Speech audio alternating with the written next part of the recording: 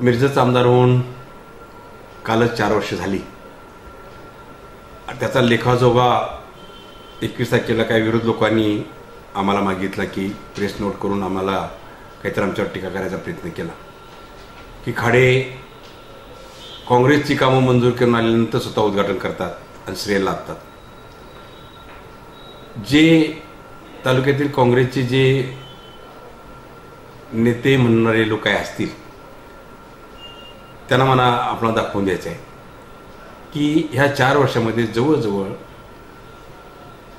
काही इतर सगळ्या स्कीममधून काही हेड्स असतील, त्यामध्ये आमदार फंड असेल, त्यामध्ये अर्थसंकल्पातून काय पैसे मिळाले असतील, काही DPDC मधून आपल्याला पैसे मिळाले असतील, नाबार्डमधून काय पैसे मिळाले असतील आणि त्रिक्षेत्र विकास म्हणा किंवा जलसुविधा यातून पैसे मिळाले असतील. असे जवळजवळ 30 ते 40 कोटी रुपये मी माझ्या मतदारसंघात आणलेले.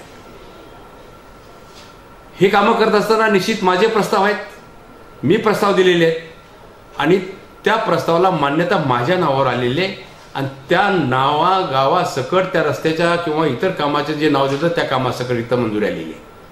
आता ह्या कामाची मी उद्घाटन करणार का नाही, कोण करणार? आणि जर ही उद्घाटन मी केली असतील तर शासनानं मंजूर केलंय आणि खाडे उद्घाटन करतोय, ही भाषा ज्यांना अभ्यास नाही त्यांची भाषा झाली. शासन तर मंजूर करेल पण प्रस्ताव खाड्यात जातो ना. आज तुम्ही प्रस्ताव करा, तुम्ही मंजूर करून घ्या, तुम्ही नारळ फोडा ना, माझं दुमत नाहीये. पण खोटं बोल, रेटून बोल हे धंदे आपण बंद करावे. आज एकाने म्हणलं गेलं की खाडे हे काँग्रेसमध्ये येणार आहेत, मला हौस नाहीये. मध्यंतरी कोणतं दलवाई म्हणून ते कोणतरी खासदार का आमदार होते ते आले होते आणि ते बोलून गेले की काही BJPचे आमदार आमच्या रस्त्यावर आहेत. मी त्यावेळी प्रेस नोट केली होती. त्यावेळेला ह्याला म्हटलं वेळ लागले, म्हणलं आम्ही BJPचेच राहू आणि BJPमध्येच आम्ही राहणार आहोत. आणि कुणी सांगितलं की मतदारसंघ बदलणार आहेत की ह्या मतदारसंघातून त्या मतदारसंघात कुठं जाणार आहेत.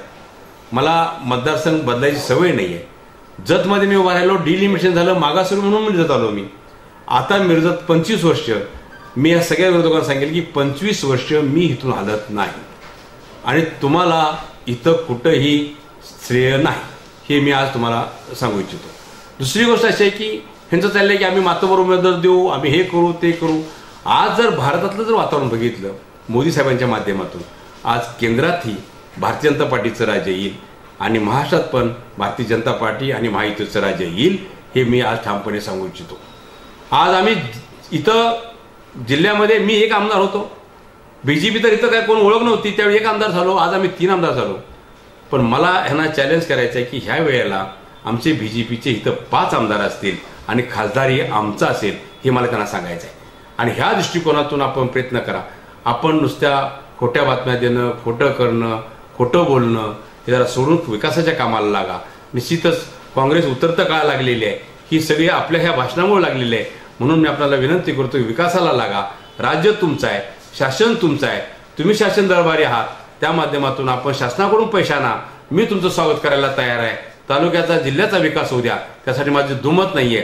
खासदारांनी पैसे दिले म्हणून त्याला मला एलर्जी नाहीये किंवा ह्या जे पत्रकार परिषद घेतली त्या लोकांनी जरी घेतलं तरी पैसे आणले तरी मला त्याची एलर्जी नाहीये. माझ्या तालुक्याचा जर विकास असेल तर मी जाहीर सभेमध्ये आपल्याला हार घालायला तयार आहे, एवढं मी आपल्याला सांगू इच्छितो.